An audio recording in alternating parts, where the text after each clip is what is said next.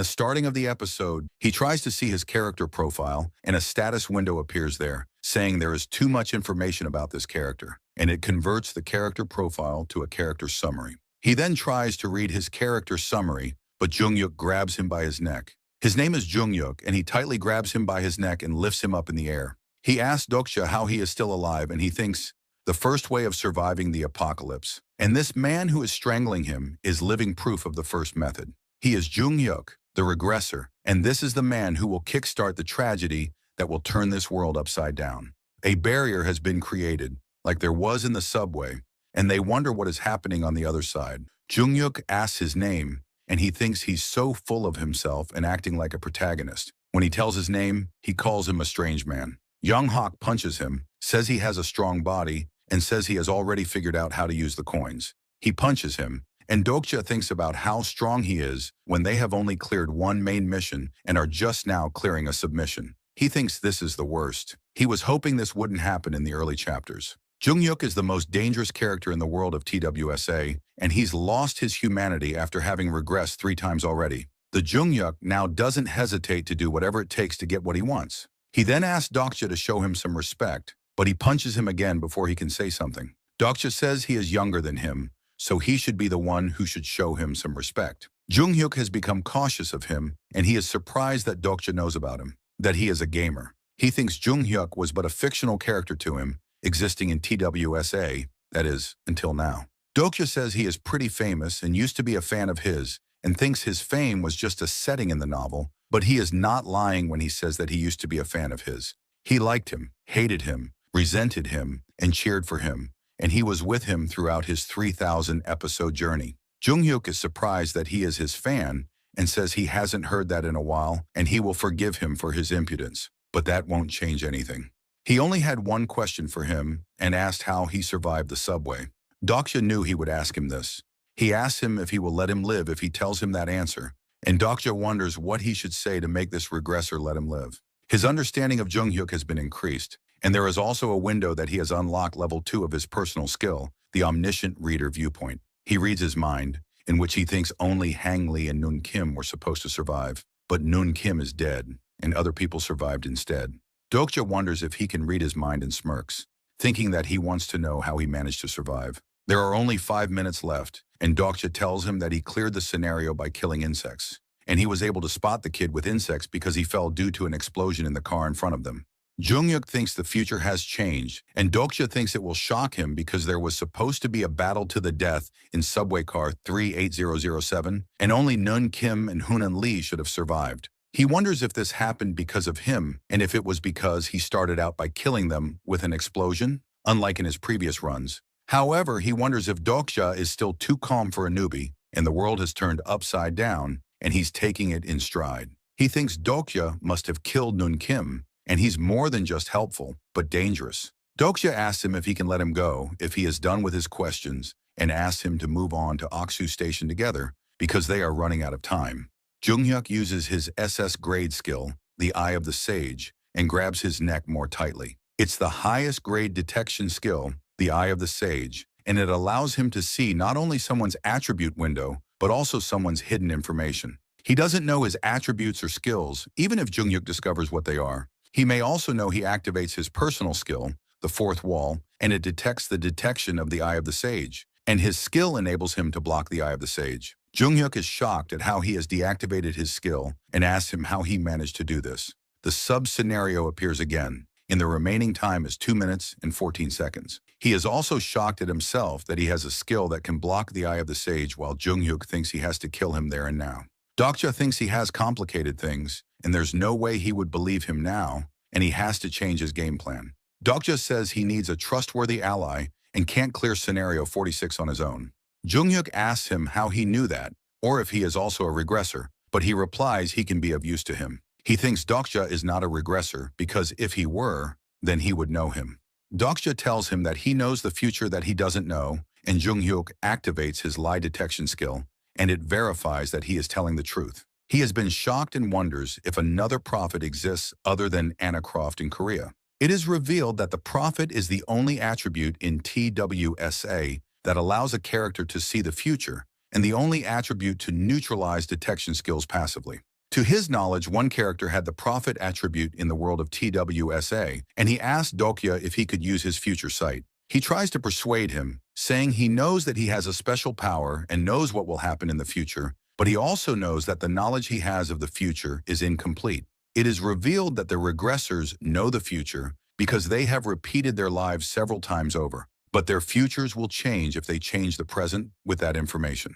However, all regressors will eventually reach a future they don't know unless they repeat everything they did in their past run. Dokja asks him to make him his companion so he can complete his future knowledge. He thinks someone like Junghyuk would find it very attractive to have a prophet as a companion, and he can act as his prophet because he is the only reader of this story.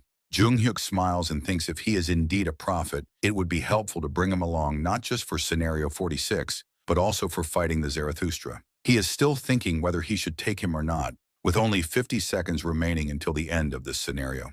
10 seconds pass, and Junghyuk makes up his mind and decides to make him his companion. He drags him behind, and they are crossing through the Deus Ex Machina bridge of even numbers. Others are still there waiting for him and wonder what has happened to him. While Junghyuk is taking him along, grabbing his collar, Dokja still can't believe he managed to convince the regressor, and he has become worn out due to excessive concentration. His personal skill, the Omniscient Reader viewpoint, was deactivated, and Dokja is a bit anxious about this. However, he has done everything he could and convinced Junghyuk in no time. Soon they reach the last of the bridge, and Junghyuk asks him one last question. He asks him to tell him about his future if he is a prophet. Dokja is scared and has a bad feeling about him when the serpents approach them. Dokja is worried and wonders if he will let him go or kill him there. He thinks Junghyuk is just a psychopath, and he knows him better than anyone, and says he will tell him a couple of things. First, he is not his lackey, so he needs to treat him as his equal, and second, just as he cooperates with him, so he has to promise him to cooperate with him. Junghyuk says he still hasn't answered him yet, but Dokja just smiles and asks him to get lost from there. Junghyuk releases him, and he falls to the ground, and he falls from the sea. Junghyuk says he believes that he is really a prophet, but he makes him fall into the mouth of the serpent. A notification appears there, saying he has failed to clear the scenario. After a while, he is still alive and is struggling to keep holding his breath, but he has to hold on because he can't pass out. He somehow manages to come to its stomach without getting ripped apart and digested. He uses his flashlight to see inside, and there are a lot of dead bodies inside its stomach. He tries to get outside and thinks Junghyuk is just a psychopath. He wonders if this is some kind of test, and he wants him to prove his worth to him as a companion. He now understands why he is doing this, and he has never made a true companion since he failed his first ever round. Being a regressor, he was powerful, and people revered him as their savior. Because of this, he naturally became a lone wolf. To him, all humans are either his subordinates or his enemies. So this is most likely a test, and he wants him to prove himself if he wants to be treated as his equal. He opens his message log and fails to clear the scenario, and his 100 points have been deducted for the channel usage fee. There are many status windows like this there. He sits there calmly and thinks about his next schedule when the serpent starts moving, and the water inside him starts moving. According to TWSA, the stomachs of these iosaurs start secreting acid around 3 minutes after they ingest their prey. In other words, he doesn't have a lot of time left, and he hears Doi's voice, who seems to enjoy the situation. He is surprised that Dokja doesn't seem flustered at all despite his situation, and he replies that he has been waiting for him. He thinks not only will he get out of there in one piece, but he will also obtain the power to stand as his equal. After that, he will have no choice but to accept him as his companion. While Dokja asks him why he is waiting for him, Dokja says he has coins he has to collect from him since he failed the scenario, and Dokja has to take his coins as a penalty. Dokja says coins are not his life, but if he were going to take his life, then the penalty for failure would have said death instead of 3 question marks, which means there is room for negotiation. Dokja is impressed that he has come to such a conclusion from that tiny clue, and no wonder all the constellations have their eyes on him. He says Dokja can buy his way out of failed sub-scenarios using coins. He exclaims that the price will be 5,100 coins, which is how much it will cost him to save his neck. Dokja is shocked to hear this many coins and thinks he has to be kidding him. He asks him for some negotiation because this is too expensive. Dokja refuses and says he can go ahead and die. He exclaims that if he doesn't want to pay up, he can just call it quits there and now. Dokja gets up and asks him to kill him and thinks he won't lay a finger on him because he is drawing in quite a crowd for him right now. Right now, the constellations are having a laugh because of him, and if he were just going to kill him, then he wouldn't have come all the way there to see him. Dokja seems angry and asks what he is trying to do, and he calls him low-grade Dokja Bong and asks how his career as a streamer is going. Dokja is shocked and asks how he knows his name, and Dokja laughs and asks if the constellations have been rather stingy as of late. Dokja gets angry and asks how a mere human can know about this, and he receives a notification that a few constellations have become suspicious of his identity. Dokja asks him to shut off the channel for a few minutes so that they can talk, and he does what he says. He then asks him to say what he has to say and asks him how he knows about the star stream when he is only a human. It is revealed that the star stream system is also known as the start stream, and it is the means by which footage is broadcast over the entire galaxy. The Dokja are called streamers and the storytellers who bridge the two. Dokja asks him if he doesn't want to be the Dokja king, and if he doesn't want to surpass the likes of Dokja or Dild and become the best streamer there ever was. He forwards his hand and asks him to enter into a contract with him, and he will make him the Dokja king. Dokja laughs at his demand and says he must be out of his mind, and he should have realized when he rejected all the offers from the constellations. Dokja thinks that he didn't choose any constellation during the sponsor selection right before the sub-scenario. Dokja says he doesn't know how he knows about the star stream, but can't accept his offer. He is Dokja, not a constellation, so he can't be his supporting constellation. Dokja replies he never asked for him to sponsor him, and he is not after his power, but his channel. He reveals that he wants to enter into an exclusive contract with his channel, and Dokja surprisingly asks him what he is saying. He wants to enter a streaming contract with him. A stream contract is a contract entered into between constellations and the Dokja for a share of the coins earned. A Dokja hosts an incarnation of a constellation on its channel. Usually, incarnations have no say regarding this contract. Although they are sponsored, the truth is that constellations view incarnations as slaves. Dokja laughs and says he has got quite a sense of humor, and he doesn't know where he heard about this, but how he dares to mention the stream contract. He exclaims that Dokja doesn't have any supporting constellation, and he replies that's exactly why he should accept his offer. He asks him why the constellations join stream channels in the first place, and thinks subscribers of the star stream can be divided into two groups. The first are the thrill seekers, who hop through the channels looking for entertainment, and the second are the incarnation seekers, who are in search of an incarnation to sponsor. Dokja tells Dokja that if he wants his channel to flourish, he has to satisfy at least one of the two groups, either make their stream as entertaining as possible or try to find an incarnation that interests his subscribers. Dokja asks him how this concerns him, and Dokja says his subscriber point is only a 3-digit figure. He asks him if there was a channel that could both entertain its subscribers and showcase interesting incarnations. But Dokja says there is no way that is possible. Dokja says constellations that are looking for an incarnation to sponsor eventually leave the channel as soon as sponsor selection is over. But what happens if there is an incarnation that refuses to take on a supporting constellation? Moreover, what if that incarnation outperforms all other incarnations despite not having a supporting constellation? Dokja asks if this was why he didn't choose a supporting constellation, and he replies that the constellations are in an uproar right now, asking him to open the channel. They are all probably dying to know who it was that dared to stand up against the regressor, but Dokja asks him to stop what he just said, and he is full of himself because mere humans don't stand a chance against incarnations with supporting constellations. Dokja just says this is what he plans to prove to him from this moment on, and all he has to do is shut his mouth and do what he says. Dokja thinks for a while and says they have to start with checkout since they have failed the scenario, and if he pays him 5,100 coins, he can let him live.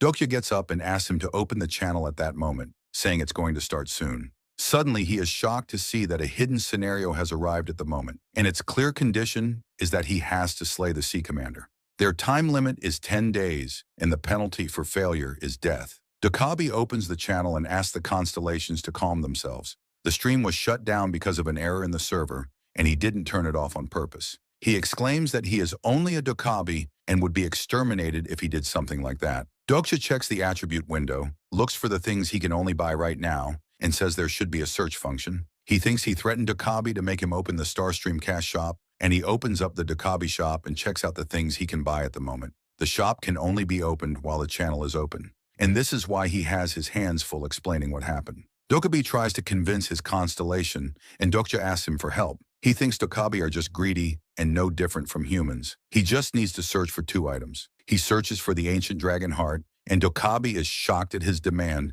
and asks how he knows about it. Dokja replies he just said any cool name that came to his mind, and it is revealed that it is an SS grade item, and its price is 1.5 million coins, but it is currently not in stock. According to TWSA, he thinks the owner of this heart is in Italy, and he is a lucky guy because his sponsor is filthy rich and bought it for him. He then looks for Archdemon's eyeball and White Star weapon aura, and at last he buys bags of mucus and 4 thorns. Dokkaebi asks him what use he has for those miscellaneous items, and Dokja replies this is what he has to find out, and these 2 are cheap items, and their price is 100 coins. He has spent 800 coins altogether, and Dokkaebi says there are no refunds. He receives a notification that the secretive plotter constellation is curious about his plan, and another constellation, the Abyssal Black Flame Dragon, is displeased with his every move. Dokkaebi is also angry with him and closes his channel. He says he didn't forget that he hasn't agreed to accept his offer yet.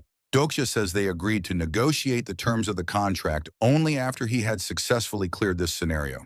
Dokkaebi takes his leave and says he will see if he can clear this scenario and reopens his channel. After that, he thinks there isn't much time until the stomach acid is secreted, and he takes out a thorn. His aim is to attack the serpent from inside so that he can make it out from there alive. He then is ready to attack the serpent, while on the other side he is swimming calmly in the sea. Suddenly, the serpent roars in a prominent voice with pain because Dokja has stabbed a thorn in his body from inside with his full power. He has stabbed it in many parts of its body so that it feels a large amount of pain. It has been a long time since he was inside its body, and he wonders if he overestimated himself. After all, he is just an ordinary reader of Dokja and not the story's protagonist. He wonders if his mother is fine and thinks she should be fine since she is the mother of all people. He is getting tired and thinks the world before wasn't all that great either, but at least he didn't have to risk his life in the stomach of a giant fish. He has sent all the acidic juice outside with the help of thorns and is hanging with the help of another thorn. Suddenly, Dokkaebi appears there and says he should have handed it to him. He also receives notification that several constellations are impressed by his survival skills and have gifted him 100 coins. 4 days have passed since the hidden scenario, and he is still inside the serpent's stomach. Dokkaebi says it was unexpected because he didn't have any idea that he would use the thorns like that. He seems in a terrible condition and falls to the stomach, and with this, the hidden scenario has ended. He has received 9,000 coins as a reward and is the first to hunt a Tier 7 CA monster successfully. He has also received 1,000 coins as an achievement reward and is happy that he is still alive. Dokkaebi tells him that stone hogs usually live on coastlines and prey on small sea creatures. They use their special thorns to pierce and then dry their prey to death. But he never thought that Dokja would use the thorns in this manner. A few constellations smile knowingly, and they now understand his decision. Dokkaebi says he never knew that the mucus of the hammer seahorse could be used as protection against the Iosaur stomach acid. Dokja remembers that before the stone hog's thorn began working, he covered himself in what was left of the hammer seahorse's mucus. He then drank the bodily fluid of the Iosaur that was funneled through the thorn to appease his hunger. Because of the fluid, his stamina level had increased. After that, it was a test of sheer willpower. He tells Dokkaebi that hammer seahorses are Iosaur, so they have evolved to create a special mucus, and that's how he managed to survive in a pool of stomach acid. He says he is just helping Dokkaebi because he seems to be struggling. Meanwhile, an attribute window shows that his pain is partially nullified by his personal skill, the fourth wall. Dokkaebi says it was a fantastic survival drama, and Dokja asks him to open the Dokkaebi shop. He stabs the thorn again in the serpent's body and finds the Iosaur nucleus. He gives this to Dokkaebi and asks him to put this up for trade at the Dokkaebi auction house, and that he won't trade this with anything else but broken faith. He wants to say something more, but Dokkaebi stops him and closes his channel for their conversation. They then make a stream contract agreement, and Dokkaebi says he wasn't sure at first, but watching him clear the hidden scenario helped him make up his mind. Dokja is surprised to see a complete written contract, and Dokkaebi says humans like this kind of thing. He thinks this is supportive, and he is getting a better deal than expected. He then says the contract is missing the most crucial part, which is the ratio, and Dokkaebi asks him to make it 50-50 and that he won't charge him for channel usage to boot. They will split all the coins he has gifted in half, but Dokja says he is not an idiot. In reality, a constellation's incarnation makes an appearance on the Dokkaebi channel, and the constellation shares the coins gifted by other constellations with the Dokja, who owns the channel. Dokja says he doesn't have a supporting constellation, and when constellations gift coins to an incarnation who doesn't have a supporting constellation, they have to pay a hefty commission to the Dokja. He is sure that Dokja has already made quite a profit thanks to him. In return, he will take all the coins, and Dokja should be fine with the commission, and he will not give him a single coin. Dokja shouts at him and asks him to take 70%, but Dokja just says either he takes all, or he will move on to another channel. And he heard Gildan's been doing well for himself these days. Dokja seems so angry with him, but Dokja doesn't care about this, and asks him if he can't see that the constellations are complaining. He receives notifications that the constellations complain due to the prolonged advertisement, and Dokja agrees to his conditions. Dokja says he demands one more thing, the contract fee, and asks him to give 5,000 coins. After some time, he comes out of the serpent's stomach, and it's the first time he's breathing fresh air in 4 days. He thought it would only take him 2 days. Still, 4 days isn't bad considering it took Junghyuk 4 days on his 4th round. He also managed to sign a streaming contract with Dokja and made quite a few coins in the process, so it's not a bad start. It's funny that he could never get anyone to sign anything before, but he has become somewhat extraordinary just for having read TWSA. His personal skill, the 4th wall, is still active. He remembers when he told Dokja that he couldn't access his attribute window and asked him to fix it. Dokja tries to use system interference on him, and Dokja activates his personal skill, the 4th wall, and he doesn't expect this skill to block even Dokja's interference. After that, he steps into the area of the second main scenario. He receives a notification that the scenario area is highly contaminated and instructs him to hold his breath and quickly get underground. He tries to run away but has been exposed to the poisonous fog, and the constellation Abyssal Black Flame Dragon smiles insidiously. This is the place where the real game begins. Many monsters are appearing underground while Dokja goes to a store and fills many things in his bags. He again receives a notification that the scenario is highly contaminated and asks him to hold his breath and quickly get underground. He is using Ella Monkey's lungs to neutralize deadly poison and thinks he should go to safety soon because the item's effect will wear off soon. Suddenly, he hears a voice from behind where someone calls for help. He is shocked at how someone can still be alive there. A girl is wearing a mask and asks him for help. He lifts her on his shoulders and runs away from there. He thinks Aoksu Station was destroyed because it was above ground, and the closest underground station from there is Junho Station. Soon he reaches there but is surprised to see that the station is closed and thinks to go to the other side. The girl calls him and asks him to see the 4th exit. He goes there and tries to open the shutter, but people are already there and ask him to get lost. Dokja asks them to open up since he has an injured woman with him, but they reply that he can't come in because the place is already overcrowded. Dokja thinks it is strange that the place is overcrowded and wonders if this ever happened in TWSA. He then grabs the shutter and opens it with his full power. The people run away after seeing him, while Dokja has entered a safety zone. He then asks the girl to hold the mask in her mouth. She won't fully recover, but it will at least neutralize the poison. He wonders if there was any character like her in TWSA. Chances are she probably never made it this far in the novel. He thinks to overlook her character profile, but in the meantime, many people approach them, and one of them asks him who he is. The constellation prisoner of the golden headband frowns at the appearance of the unwelcome guests, and Dokja tells his name to them. The man replies he didn't ask for his name and asks about his identity, and they recognize the girl from the minor group and ask others if she isn't supposed to have come back with them. Dokja thinks there are always stereotypical villains in the post-apocalyptic genre, and he finds out that this man's name is Cholu. His name doesn't ring a bell, and he doesn't remember him, so he guesses he isn't anyone he should be worried about. After a while, they ask him to hand that woman to them, and they also see his bags, which seem to be filled with food.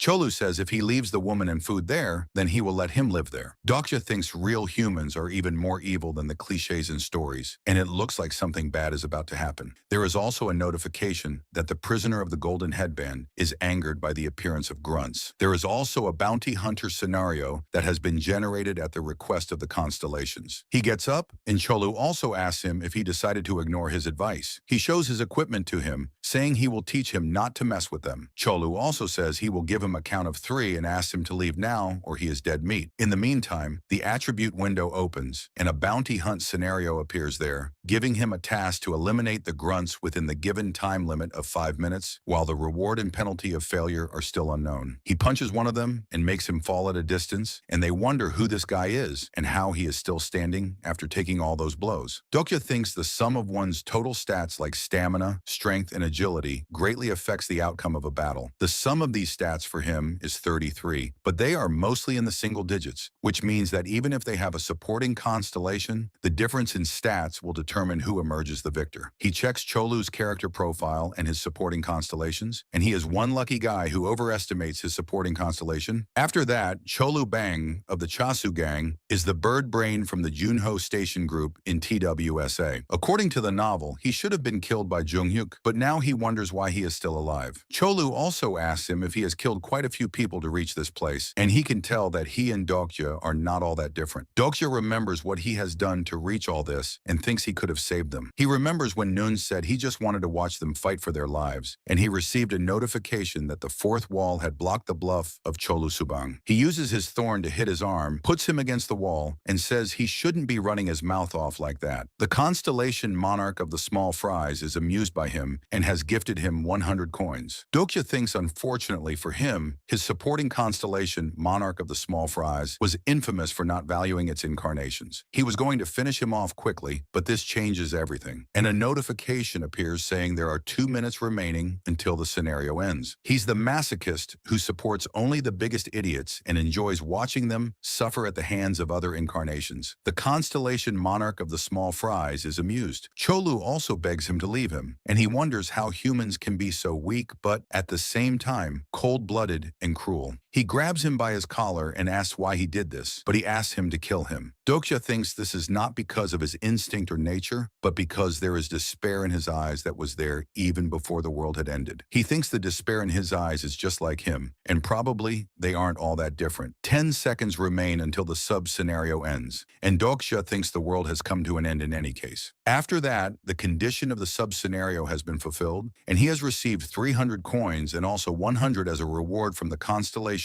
monarch of the small fries. Dokja thinks he has to adapt to this new world and asks the others to take him to the place where the other people are. After some time, they reach the Junho station, where there are many people, and the people of Cholu's gang ask them for help. Sangha and Hong are also there, and she is shocked to see him. They are happy to see him and rush toward him since he is still alive. And Hong Song apologizes to him because he left him behind. They say that Junghyuk was right, and he asks them what he said. Hong says he said that Dokja probably is still alive. He asks them where he is, and they tell him that he is not there right now and left the station yesterday. He now understands that Cholu group members should have died at the hands of Junghyuk, but it seems they are still alive because he left the station in a hurry. Junghyuk is a regressor who relives his life repeatedly. He is in his 3rd round and has been reborn as a monster, monopolizing everything. He must have left without a backward glance to achieve his goal, but he still would tie up any loose ends. He then asks them about Mr. Han because he can't find him anywhere. But suddenly many people appear there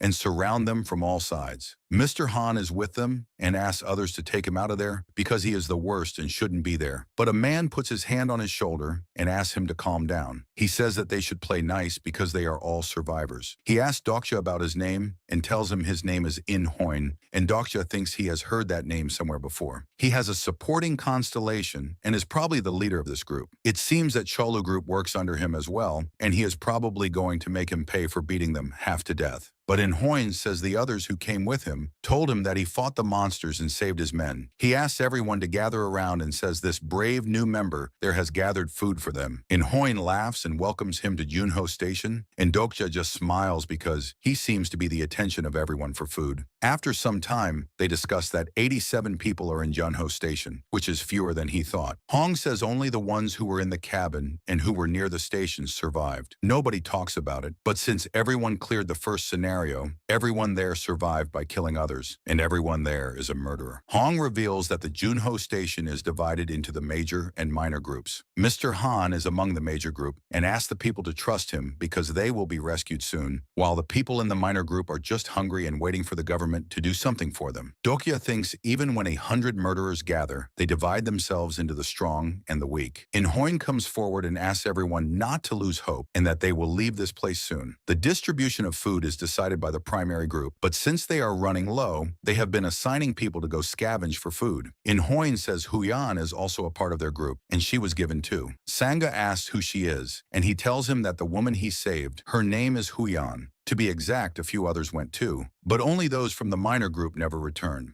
Dokja asks Hong why he didn't join the major group, and he is sure they would have wanted him as a member of their group. He replies that he just thought he should be in the minor group. He says he is a hypocrite for worrying about right and wrong after everything that has already happened. And Dokja says it's better to worry about right and wrong as a hypocrite than not at all. In the meantime, In-hoin calls him and asks him for permission to have a word with him. He says he is going to get straight to the point. He offers to join their group, says he can offer him a high position, and hopes he will lead this group with him. Dokja asks what he will do if he refuses his offer, and he replies that it is funny because the thought hasn't even crossed his mind. He calls him a hero who saves people from the monsters with his power and asks him to cooperate for everyone's survival. He asks him to see those poor people suffering, but Dokja still refuses his offer. After a while, Hong asks him if he should have refused like that, and he asks him if he wants him to accept the offer. He replies that he can't stop thinking about what In-hoin last said to him, and that he can find him if he has a change of heart. But Dokja says it will never happen. Dokja ignores him and asks others to eat the food since they have not eaten well in days, and they are happy that he offers them food. Suddenly, some people angrily come there and ask if it is true that he is monopolizing the food and that he should be sharing food with others. They ask him to put In-hoin in charge of the food, and he will get his share like everyone else. Dokja thinks this is the most dangerous type of people in an apocalyptic world, and In-hoin is not someone driven by despair like Cholubang. He now remembers In-hoin from Yunho Station and thinks the hazardous type is the type that uses other people's despair as a fertilizer for power. He is smiling, watching from a distance, and there are two options: to become a hero by sharing the food, or to become a villain by monopolizing the food. He stares at him angrily when an attribute window appears, saying they have entered the second scenario area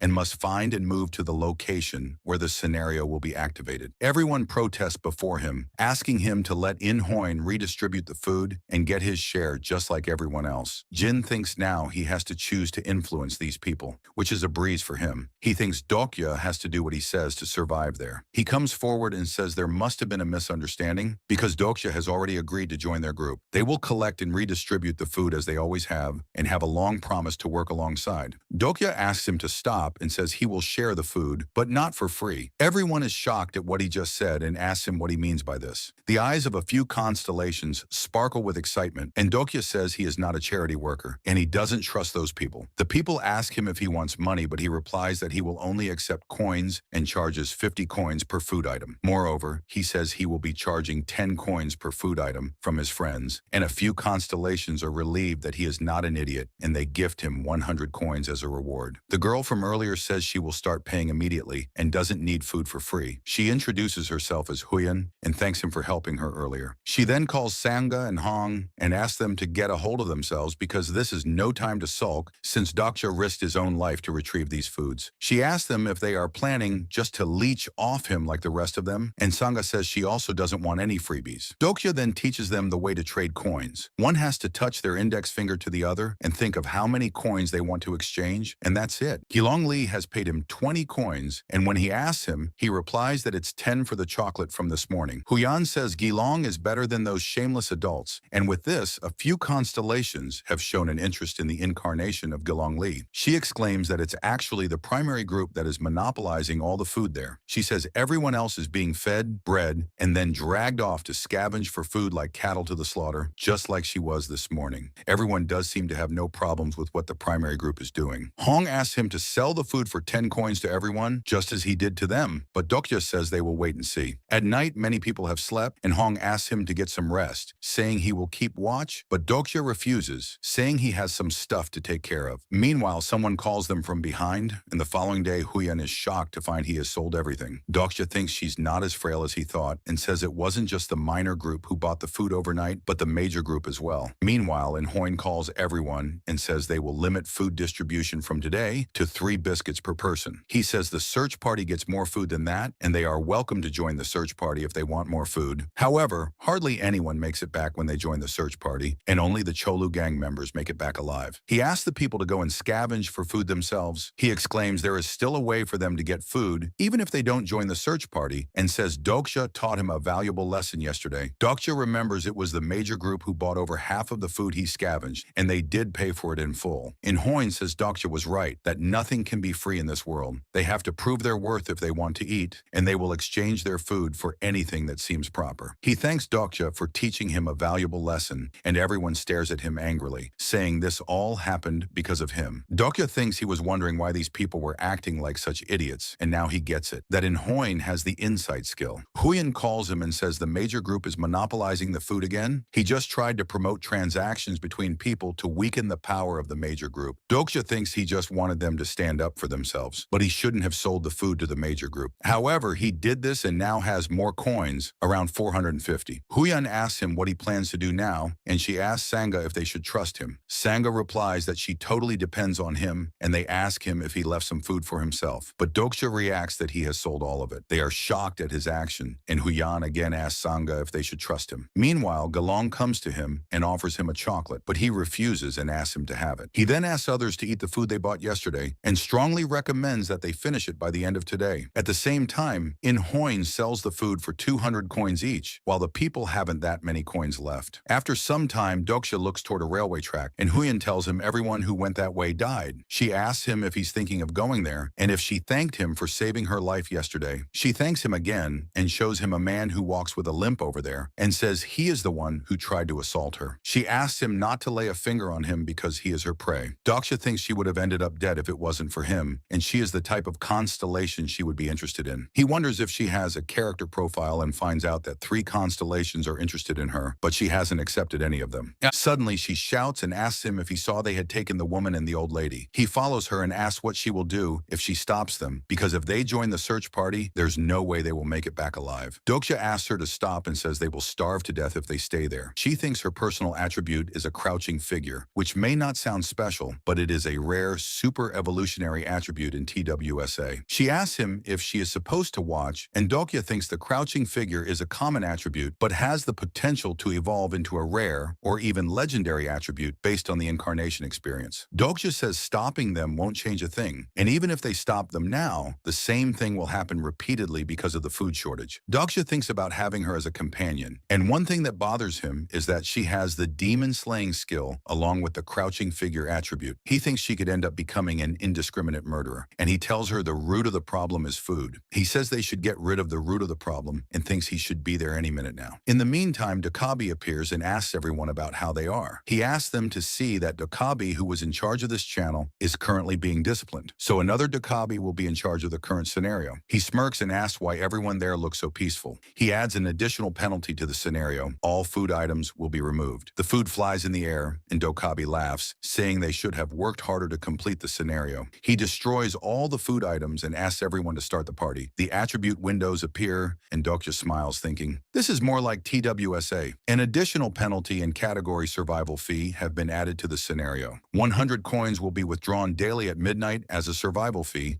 and they will die if they have insufficient funds to pay. The survival fee will be collected until the second main scenario is cleared. They have entered the second scenario area, and they have to find and move to the location where the scenario will be activated. After some time, Inhoin gathers everyone and says he has an emergency announcement to make. Given their current situation, it looks like they will need more people for the search party, and from this point onward, they won't be sharing any food with people who refuse to join the search party. He thinks he didn't expect there to be an additional penalty and wonders if Dokja had known that would happen. Sangha is sad about her food, and Dokja just says he asked her to eat it. He knows what Inhoin thinks right now because he is reading his mind, and his understanding of Inhoin has increased. He thinks Inhoin may be suspicious of him, but he can't be sure. Sangha asks him if he knew this would happen, and he replies that he had a suspicion it would happen, thinking of what Dokja would do to make them suffer the most. However, he didn't expect them to add a survival penalty, deducting 100 coins as a fee at midnight. He never knew that TWSA would pull something like this, because this wasn't in the original novel. Hong comes to him and asks what they should do now,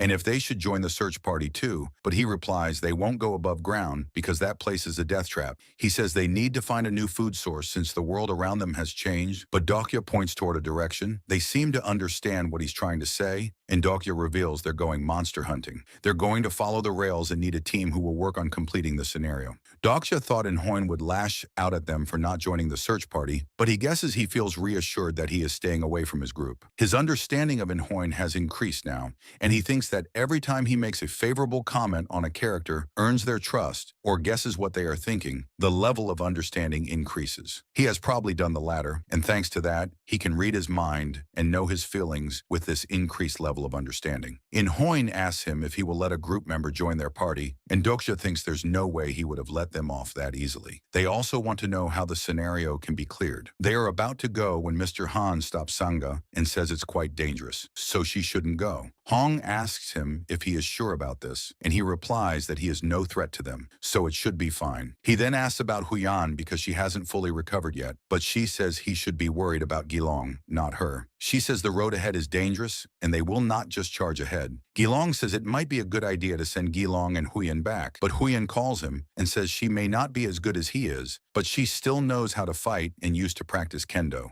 Dokja calls them and says they too must be forgetting something, that a few days ago, the world they lived in changed completely. Saying women and children are physically weak is prejudice, and anyone can become strong when they increase their stats. He calls Gailong and asks him to show his stats to the people, and he uses his light skill to make a path toward a cockroach. Gailong says his attribute is called Bug Collector, and he can have simple conversations with insects. It says there is nothing up ahead, and they will be safe for at least another 100 steps. He thanks Huyan for her concern and says he didn't come all the way there to be a burden to them all. She says it looks like the human corpses aren't the only corpses there, and the road up ahead looks pitch black, as if there's a wall blocking the way. Suddenly, a new sub-scenario appears in front of everyone, hunting for food, and they have to hunt and cook a monster to consume it as food. On their way, they find a dead-tier subterranean ground rat, and Dokja knows that ground rats live underground and are pack hunters. They are known to be highly persistent in hunting their prey, and he thinks it won't be easy to move about since the tunnels that connect the different stations are full of monsters. It must be Junghyuk who killed them. Hong asks if these won't be enough for them to clear the scenario, but the clear condition says they have to hunt. He asks Huyan if she is good at kendo and gives them some weapons that look like they have traveled back in time to the Stone Age. Dokja says they will need to be sharper, so he asks them to try sharpening them on a rock lying nearby. The attribute window says he has successfully obtained weapons using his intellect, and a few constellations are interested in this primitiveness of humans. He knows what to do because TWSA has a detailed chapter on butchering monsters, and he asks everyone if they have left some coins. He asks them to invest all their coins into strength, stamina, and agility, keeping only enough to pay the survival fee. He says this may sound cruel, but he doesn't expect all of them to survive. They must try to keep themselves alive. In the meantime, many monsters appear, and the sub-scenario hunting for food begins. Everyone starts fighting them and tries to kill the monsters with their stamina. Soon, Huyan kills one and uses her weapon to attack another, and Senga stabs one of the monsters. Dokja thinks they are doing better than he expected. Huyan comes to him and asks how many he has killed, and he replies that he has killed 4 and Hong killed 3 while Senga got 2. He thinks he didn't use his full power, but Hong only killed 1 less than him, even though he has invested a fortune into his stats. He checks his profile and finds out that he has used a starter pack, which is a premium package incarnation that can be used only when the average of their overall stats is below level 10. It increases the level of each stat by 1 and grants incarnations the skill weapon proficiency, which is very useful when they are starting. He thinks Hong is quite strong,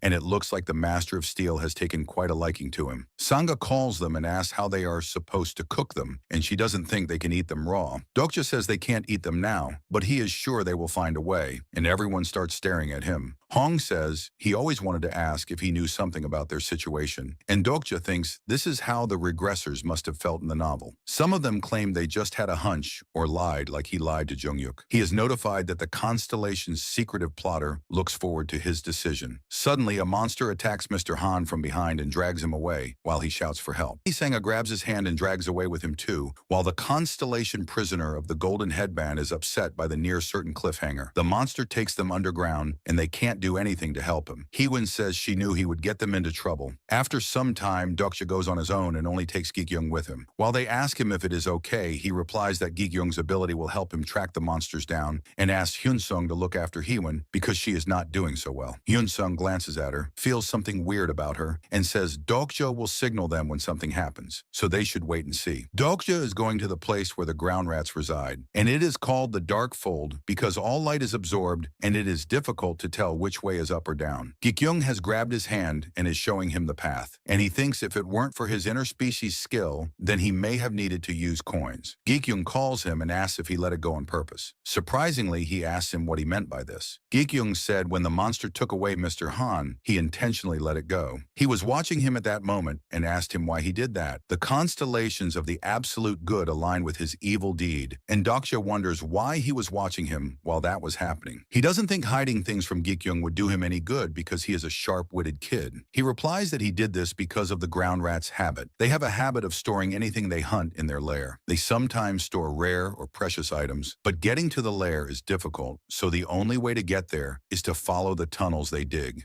He knew that it would take Mr. Han, but didn't expect Sanga to get dragged with him. Gi-kyung asks if he is after the items, but he calls him a liar because he wouldn't have saved him in the subway if it were just for the items. Gi-kyung grabs his hand and says he believes in him and a few constellations like him. He then gives him 200 coins. Dokja doesn't get what Gi-kyung sees in him and thinks he is mature for his age but is still a kid. He can only say that because he is oblivious to the fact that this world is full of vile grown-ups taking advantage of his maturity. They have almost reached there, and Gi-kyung asks if he is a god or perhaps a protagonist. Dokja is shocked at his question and thinks he is sharper than expected. He replies that he is neither a god nor a protagonist. In fact, he is always envious of protagonists. Gi-kyung says they will be granted a wish if they know something about this world after they clear all the scenarios. In stories like these, there is always a reward at the very end. Dokja thinks those who have adapted to this world suffer through it in their own way. Some become mad, others become zealots, and some become irrationally optimistic. He is lucky they are in the dark, and Gi-kyung can't see his expressions right now. He says they will definitely get a reward at the end. They have almost reached there and are notified that the sub-scenario has been updated. They have entered the ground rat's treasure trove. He asks Gi-kyung to keep quiet because treasure is not the only thing they store there. The place has been guarded by many ground rats. They hear Mr. Han and Sanga talking to each other. Mr. Han blames Sanga, saying he wouldn't have been dragged into this if she hadn't gotten in the subway. She asks what her getting on the subway has to do with any of this, and he replies that she always commutes on her bicycle. Sanga asks if he is the one who stole her bike, but he changes the topic and says he offered to give her a ride home, but she rejected his offer. This all happened because of her. Dokja now understands why he was on the subway that day. Mr. Han confesses that he stole her bike that day. She asks why he is shouting at her, and he says taking her bike is called stealing. The constellation prisoner of the golden headband has grown tired of the petty argument. Dokja also tires of their argument, thinks they can't be helped, and moves to his target. Mr. Han asks if he ever made a move on her and says he just wanted to drive her home out of the goodness of his heart. In the meantime, Dokja takes out his thorn and throws it toward the place where Mr. Han and Sanga are. Mr. Han observes the attack and shouts, thinking he attacked him. The constellation prisoner of the golden headband is pleased by him, and he is gifted 100 coins. Sanga is happy to see him there, but suddenly the wall cracks and many bugs come out of it. The ground rats also surround them, and Dokja thinks even considering this is within the depths of the dark fold, black ether overflows to manifest black flames in the nucleus of the dark road. He appears wherever there is a dark road. The monster called the Warden of the Dark has appeared. The sub-scenario has been updated, and he has to defeat the Warden. Gi-kyung is scared to see him, but Dokja asks him to relax and go ahead. He thinks all the insects connected to Gi-kyung exploded, and he must have taken considerable mental damage from that. He asks how often he can use interspecies communication, and Gi-kyung replies that he may use it once or twice. Sangha asks for help quickly, and Dokja takes out a dagger and cuts the stem. However, the blades are already blunt. This is the power of the demonic species. The Warden is a Tier 7 demonic species. Wardens of the Dark and all the monsters of the demonic species are incredibly unique. The treasures collected by ground rats are life sacrifices they make to the demonic species. Even if they are at the same level, the demonic species have the upper hand over other monsters. The Warden of the Dark has received the demonic king's blessing, and Dokja thinks this isn't good because he wants to avoid fighting it at all costs. The Warden speaks some weird language they don't understand. The Warden of the Dark spews an aura of fear upon him, but Dokja's personal skill, the fourth wall, nullifies the effects of fear. The Warden of the Dark rushes to attack, and Dokja wonders what he should do now. The situation is not good, and Gi-kyung seems to be in bad condition. The warden says another thing, but they can't understand. Meanwhile, Sangha interrupts them and says the word mother. Dokja asks her to get back, but she tells him the monster just said the word mother. He is shocked that she can understand the language and wonders how she is fluent in the languages of the demonic species. Sangha has activated the skill interpretation level 3, and he asks what it says. She replies that it's asking them to be a mother. She wonders how she can be a mother when she is not even married yet. Mr. Han asks why he should be a mother when he should be a father. The Warden of the Dark forwards his stem and puts it in Mr. Han's mouth, inserting it into his body. Dokja now realizes what it meant when it said mother. He asks Sangha if she has no plans to give birth anytime soon. It is revealed that the demonic species impregnate other species with their offspring, and the process is happening to Mr. Han. Reacting in time, Dokja cuts the stem, and the warden shouts in pain. The monster then tries to attack Sangha, but Dokja blocks the attack and puts a barrier to save them all. However, the monster attacks again and breaks the barrier in no time. Dokja is shocked that it breaks the barrier and thinks the warden wasn't placed there intentionally to be killed, like the ichthyosaur. He is so powerful that Dokja has no chance of beating him. He plans to grab the treasure after waiting for the warden to leave. However, he always has a plan B, just in case he calls the Dokaibi, and it appears. The Dokaibi asks how he knew about this. Dokja replies that he should have received an item in the mail by now and needs him to give that to him.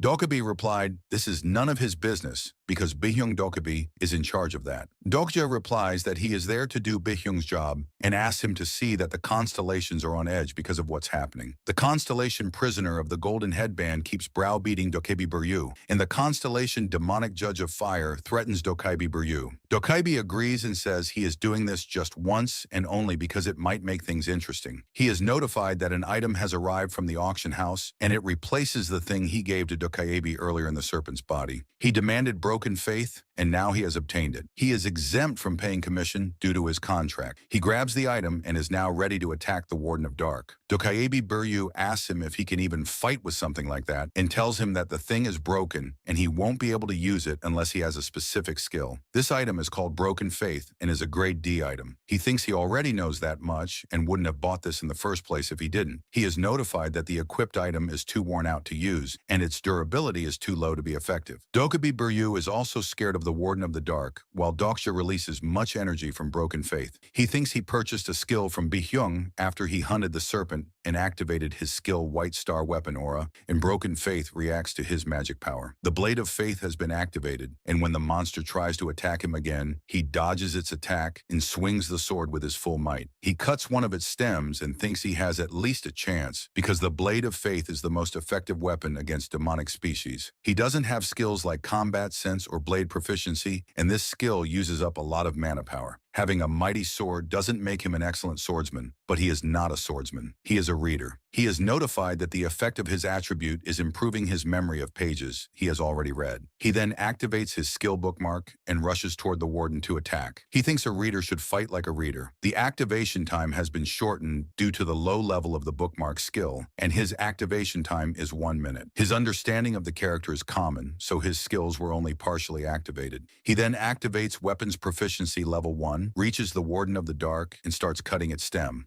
The warden cries in pain, and Dokja now thinks about going to the other side. After it attacks twice, as always, it pauses for a brief moment, and Dokja decides to pounce on that moment. The warden attacks in pain and speaks in demonic language, and Sangha translates that it is asking how he knew where it would attack. Dokja says he must read a lot because there is a long way to go. Finally, he has defeated the Warden of Dark, and Dokkaebi is shocked to see that and asks the constellations if they saw that. The constellation Abyssal Black Flame Dragon widens its eyes in surprise, and several constellations doubt their own eyes. The constellation prisoner of the golden headband pulls its hair out in excitement and gifts 500 coins. Dokkaebi Buryu is shocked that he kills an ether blade in a scenario so early. Dokja deactivates bookmark number 2, and his understanding of Hyunsung Lee has increased too. He tells Dokkaebi that it isn't an authentic ether blade to be exact, and the actual thing is much more powerful. He replies that he has only added added White Star weapon aura to Broken Faith, which creates a blade when it absorbs magic power. He is notified that the durability of Broken Faith has run out and the item can no longer be used. Dokja is impressed and asks why Bi-hyung's channel is full of people like him. Dokja demands the reward for completing the scenario. He is notified that the condition of the sub-scenario has been fulfilled and that he has received 500 coins. Several constellations are impressed by his master plan, and Dokja asks him if he is not going to finish the warden off. Dokja replies that he doesn't believe in killing and doesn't enjoy taking lives carelessly. While Dokja thinks he is lying, he says he will be rewarded if he kills the warden and will be the first to kill a Tier 7 demonic species, which would grant him over 7,000 coins. The constellation Demonic Judge of Fire is impressed by him and gifts him 100 coins. Dokja asks him to kill the warden and says he will get 7,000 coins, but he again refuses to kill him. The constellation Secretive Plotter smiles at him wickedly and gifts him 100 coins. Dokja says he needs to open some treasure chests in the meantime. Mr. Han stabs his weapon in the warden's chest, and the demonic species, the Warden of the Dark, is slain. He laughs and says he can also become strong because he is the first to successfully hunt a Tier 7 demonic species monster. He has received 8,000 coins, and his contributors are Dokja Kim and Mong Gohan. Mr. Han laughs at him and says this is precisely why people like him always end up on the bottom. He is notified that many constellations have noticed his existence because he has defeated the Warden of the Dark. He is surprised to see a large number of messages and asks Dokja what they are about. Dokja says he didn't finish him off on purpose, and it is revealed that demonic species monsters are connected to the demon kings they worship through the dark root and inherit a portion of their power. Therefore, killing a demonic species monster would make him the target of the demon king's hatred. The curse of the god of wrath and lust will produce his greatest nightmare come true, and he doesn't know what will happen, but Mr. Han will experience something horrific. Thanks for watching. Everyone, I hope you enjoyed it, and if you did, don't forget to like and subscribe to stay updated. And hey, drop a comment if you have thoughts or new ideas or just want to say hi. I'd love to hear from you. Until next time, take care and stay awesome.